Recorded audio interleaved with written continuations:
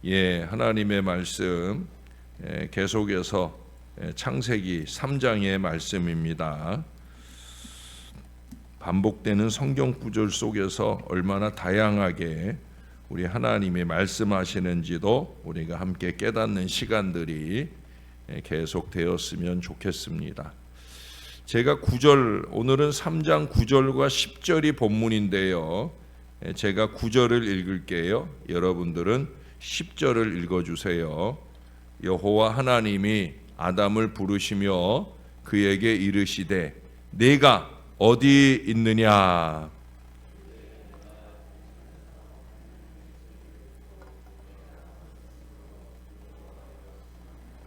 아멘. 여러분, 스텔스기라고 하는 비행기에 대해서 들어봤습니까? 요즘 도로에서는 스텔스 차량이라는 게 있죠. 뭐냐면 밤에 전조등이든지 이 차량에 전등을 켜고 다니지 않는, 그래서 갑자기 한밤중에 이렇게 전등을 켜고 다니지 않기 때문에 이게 갑자기 나타나 가지고 당혹스럽게 하거나 사고를 유발하는 차량을 스텔스 차량이라고 그래요. 이건 아주 나쁜 차들. 이 방향등, 표시등을 잘 켜는 거, 또 밤에는 불이, 지금은 차량이 오토로 이렇게 설정을 해놓으면 어두운 데 가고 밤이 되면 저절로 이렇게 전등이 켜게 돼 있거든요. 근데 그걸 안 켜고 다닌다는 건 남 생각을 전혀 하지 않는 아주 나쁜 운전 행태입니다. 얼마나 기름을 아끼려고 그러는지는 몰라도 밤에는 꼭 이 등을 잘 켜고 운전을 해야 되는 거예요. 근데 비행기 가운데 스텔스기가 있어요. 우리나라는 아직 없지 싶은데 어떻든 미국에는 많아요. 이게 레이더에 걸리지 않고 적진에 침투하는 전투기입니다. 그래서 그 적진에 몰래 침투해 가지고 목표 지점을 정확하게 타격을 해서 큰 피해를 주는 그런 아주 유용한 전투기죠. 스텔스기의 진가는 1990년 쿠웨이트를 침공했던 이라크의 사담 후세인 군대를 몰아내는 사막의 폭풍 작전이라고 하는 게 있었는데, 그때 아주 유감없이 발휘가 되었어요. 작전을 개시한 스텔스 전투기들은 무려 1만 6천여 발의 미사일과 3만 문의 고사포가 배치되어 있는 그 바그다드의 심장부부터 침투를 해가지고 아주 외과 수술을 하듯이 주요한 목표물들을 정확하게 파괴를 하면서 결국 그 전쟁을 승리로 이끌어 갔습니다. 스텔스기는 우리를 공격하는 적군을 물리치는데 사용될 수 있다는 면에서 아주 좋은 전투기로 볼 수 있습니다. 그러나 우리의 영적인 레이더에 잘 걸리지 않고 우리의 인생의 침투에 인생을 파괴하는 스텔스 죄가 있어요. 이 스텔스 죄는 결코 좋은 것이 아닙니다. 아주 무시무시해. 사실은 대부분의 죄가 스텔스 죄예요. 우리가 모르는 사이에 우리에게 침투해 들어와서 우리 인생에 깊숙이 들어와서 우리를 파괴하는 이 스텔스 죄를 우리는 반드시 격추해야 됩니다. 그래서 우리가 이 새벽을 깨우는 거예요. 예배와 말씀 신앙으로서 레이더를 항상 켜놓기 위해서, 죄가 일절 틈타지 않는 인생을 살기 위해 우리가 영부림치며 사는 거예요. 육신의 정욕, 안목의 정욕, 이생의 자랑, 우리는 이 3종 스텔스 죄를 반드시 격추해야 됩니다. 예배와 말씀 중심의 신앙 운동을 통해 우리는 영적 레이더를 잘 작동시켜야 된다는 거예요. 하나님의 크신 사랑과 축복을 받아 모든 피조물을 다스리고 정복하는 그 능력을 부여받고 에덴 동산에서 행복하게 살던 아담과 하와에게도 우리가 거듭 살펴본 대로 한 가지 제한이 있었습니다. 그것은 바로 선악을 알게 하는 그 나무의 열매를 따먹지 말라 하고 하나님이 금하신 거예요. 모든 것을 인간에게 다 허락하신 우리 하나님께서 왜 도대체 이것만은 제한을 하셨을까? 그것은 우리 인간의 한계성을 표시해 주시는 거죠. 어제도 표현한 것처럼 선을 그어 주신 거예요. 거기까지는 마음껏 누리라는 거죠. 그러나 그 한 가지 선, 그거는 지켜야 된다. 인간과 하나님 사이에 한계선을 그어 놓으신 거예요. 창조주와 우리 피조물과의 경계의 표시요, 주인과 관리인, 주인과 청지기의 이 자리를 구분해 놓으신 거예요. 있어야 할 우리의 자리나 잘 지키며 살라고 하시는 바로 그 사인인 거죠. 그러나 안타깝게도 이 하나님과 인간 사이에 사탄이 끼어들었어요. 언제나 사탄이 끼어들어서 문제를 만드는 거죠. 사탄이 인간도 창조주 하나님과 똑같은 능력이 있다 하는 충동질을 했어요. 예, 물론 하나님의 형상으로 우리를 만들어 놓으신 거는 맞지만, 그러나 아까도 얘기한 대로 분명히 선이 있다는 거죠. 사탄은 그 선을 넘을 수 있다는 거예요. 유한한 인간이 전능자의 영역을 침범하고 주인의 자리에 앉으려는 그 범행을 저지르도록 충동했는데 안타깝게도 그 충동에 넘어간 거예요. 그래서 하나님과의 관계가 파기되어진 것, 다시 말해 죄가 세상에 들어온 것입니다. 창조주께서 인간에게 주신 가장 큰 선물이 자유입니다. 자유. 그러나 그 자유에는 책임이 따르는 것인데, 책임질 수 없는 자유행위는 무서운 고통을 가져오며 그 자유를 결국 잃어버리게 된다는 사실을 아담과 하와는 우리들에게 보여줍니다. 하나님께서 인간을 무한한 자유인으로 만드셨어요. 그러나 인간은 그 자유의 남용으로 고통의 짐을 져야만 했습니다. 그러한 경험을 통해서 인류는 책임질 수 있는 그 능력의 한계를 자유의 적절한 한계로 정하고 있어요. 우리가 자유를 구가하는 중에도 내가 누리고 싶어도 누리지 못하는 한계점을 만나게 될 때가 있잖아요. 그렇죠? 내가 책임져야 할 한계 안에서만 우리는 자유를 누리면 되는 거예요. 거듭 말씀드리지만 선 넘으면 안 돼요. 아담아, 내가 어디 있느냐 하는 이 인류를 향한 첫 번째 질문은 인간이 서 있는 그 공간적 위치를 확인하시는 것으로 자유가 아닌 만용을 확인시켜 주는 거예요.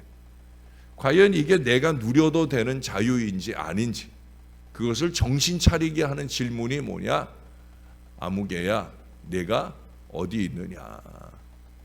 내 인생을 내 마음대로 사는 것이지만 지금 그 자리가 과연 내가 있을 자리가 맞느냐? 하나님과 인간과의 관계를 확인하시는 것이고, 인간이 하나님 앞에 서야 할 존재 양식에 대한 질문을 던지고 계시는 거예요.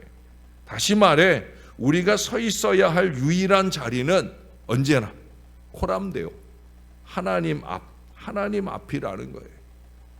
인간의 비극은 이 유한한 인간이 전능자가 되고자 하는 그 오만한 생각과 책임을 질 수도 없는 사람이 자주적인 능력이 있다고 판단하고 함부로 행동하는 데 있었다는 겁니다.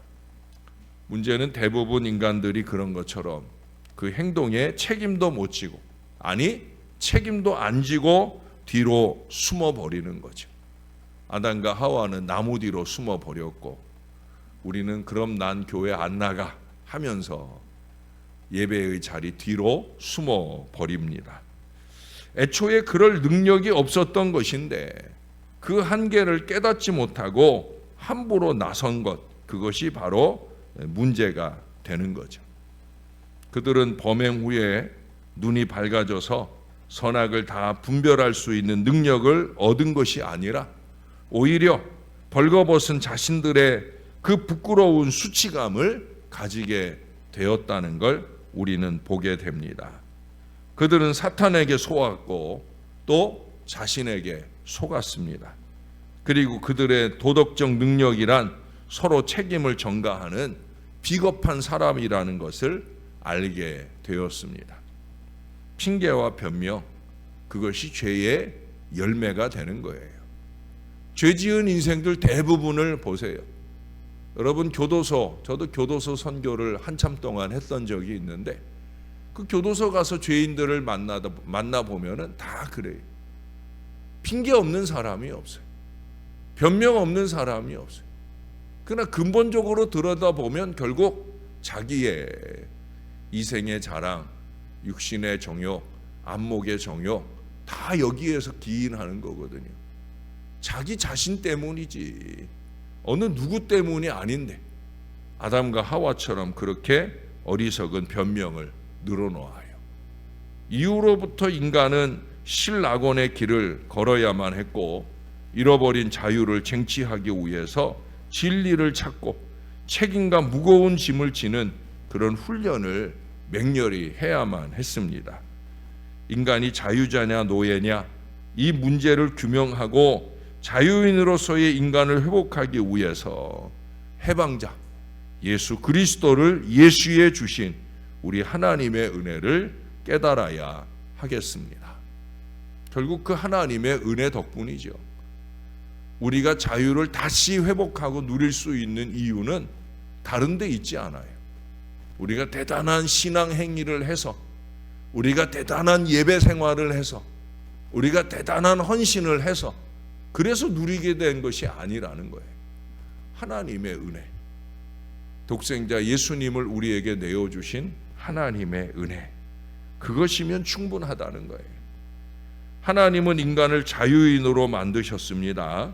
그러나 인간은 스스로 죄의 노예가 되었고, 하나님께서는 다시 그리스도를 우리 가운데 보내시고 인간을 노예의 상태에서 구원하셔서 자유인이 되는 길을 열어주셨어요. 저나 여러분은 얼마나 다행인가요? 예수님을 믿음으로 예수님 안에서 우리는 참 자유를 누리고 있어요. 그러나 정말 자유하십니까? 우리를 자꾸 억어하려는 그 스텔스 죄로부터 과연 자유한 인생을 제대로 잘 살고 있느냐는 거예요.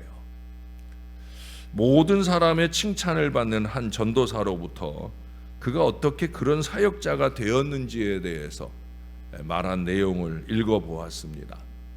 그는 신학교를 졸업하고 학사장교로 군 생활을 했어요. 그러나 환경의 유혹을 이기지 못하고, 군대라고 하는 환경이 그렇잖아요. 인류적으로 입은 군복 안에 자신을 감추고 살 수가 있는 거니까. 그러다 보니까 슬며시 틈탄 방탕 생활을 하게 되었습니다. 세상의 쾌락을 알게 된 거죠. 신학교에 저도 이제 그런 생각을 늘 해요. 저도 세상을 잘 모르거든요. 저는 대학 다닐 때 미팅 한 번을 못 해보고, 그리고 우리 아내를 만나고 우리 아내하고만 연애하다가 결혼도 하고 그랬어요. 세상 맛을 모르고, 그러니까 이분도 아마 그랬던 것 같아요. 근데 이제 군복 안에 숨어서 그렇게 세상 맛을 즐기며 방탕한 생활을 하다 보니까 푹 빠져서 살다가 결국 기간이 되어가지고 제대를 했어요. 그러고는 그는 양심의 가책을 받았어요. 이런 내가 과연 교역자로 그렇게 허울을 쓰고 살 수 있을까? 그래서 그는 자신이 교역자가 될 자격이 없다고 생각해서 목회자의 길을 포기했어요. 그런데 어느 선배 목사님의 강권으로 그는 교회의 일을 다시 하게 됩니다. 그러나 얼마나 마음이 괴롭겠어요. 계속되는 죄책감으로 내적인 괴로움을 겪게 됩니다. 하나님, 너무 힘이 듭니다. 제가 도대체 어떻게 해야 할까요? 주께서 그만두라고 하시면 제가 깨끗이 그만두겠습니다. 그렇게 몸부림치며 기도하는데 그의 그 간절한 기도에 우리 하나님의 음성으로 그에게 선명하게 말씀하심이 들려와요. 나 없이 지내는 삶이 얼마나 비참한 것인지 그것을 깨달았으면 그러면 되었다라고 하는 하나님의 위로의 말씀이었어요. 그는 펑펑 울었습니다. 펑펑 울었어요. 그 시간 그의 마음 중심에 선명한 십자가가 세워졌어요. 모든 죄와 상처가 다 씻겨나가는 것 같았습니다. 언제나 그렇습니다. 우리가 하나님께 회개하면 하나님은 정말 깨끗하게 용서를 하셔요. 그리고 그 다음 책임은 저와 여러분에게 있는 거죠. 다시 어떻게 살아가느냐. 우리의 만족과 기쁨은 절대 환경에서 오는 게 아니에요. 하나님과의 관계에서 오는 겁니다. 이걸 놓치지 말아야 돼요.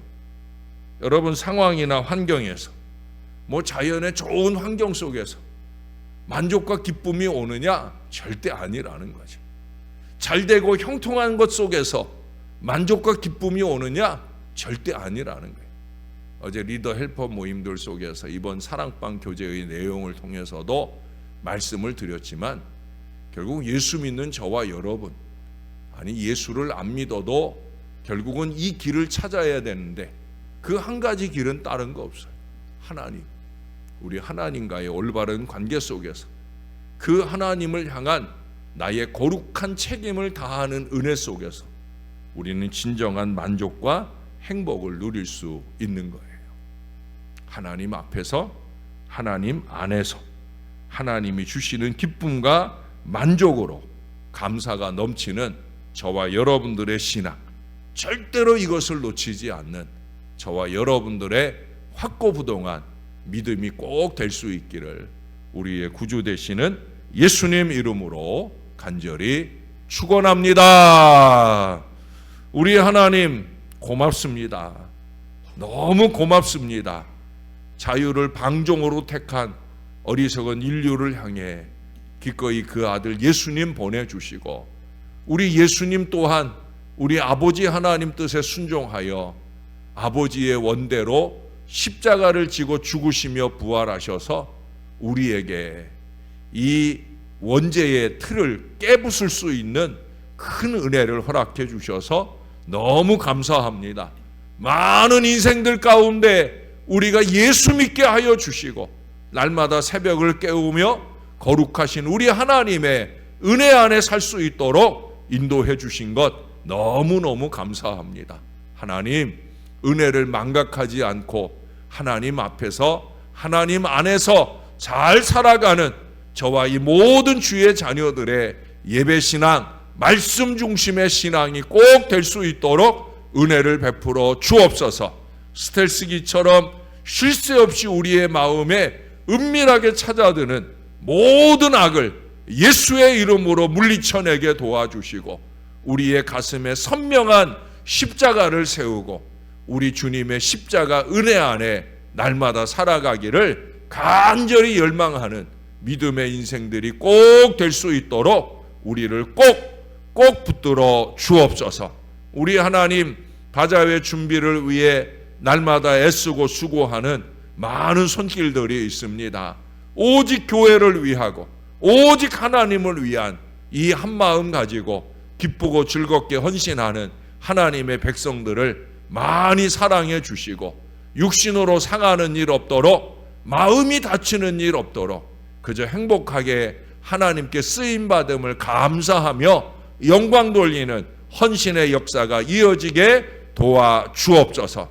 작년보다 더 나은 풍성한 바자회로, 풍성한 은혜가 넘치는 그런 바자회로 꼭 마무리될 수 있도록 주께서 한 사람 한 사람에게 관심하시고, 부족한 종의 마음속에도 한 사람 한 사람의 듣는, 한 사람 한 사람의 소리를 듣는 마음을 주시고, 그 가운데도 가장 우선 하나님의 마음을 듣는 그 마음을 놓치지 않는 저나 모든 자녀들이 되게 하셔서 우리 하나님 바자회가 참 행복한 섬김과 희생의 시간이 될 수 있게 도와 주옵소서.